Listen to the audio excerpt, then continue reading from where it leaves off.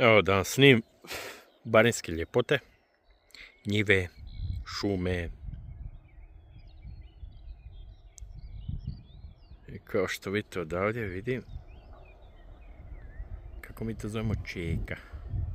Tu vam lovci čekaju životinje kada je vrijeme za lov. A vidite kako to izgleda. Priroda, ne čuje se ništa, jako lijepo. Mada je ovo sve njive sad momentalno tu gdje se nalazim. Ovo ste možda vidjeli, to sam snimio.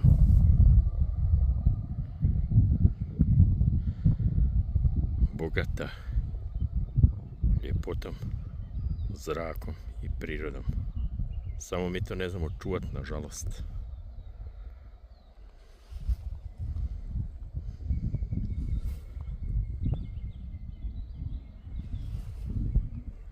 To, evo, odavdje vam počinje se velika, ogromna šuma.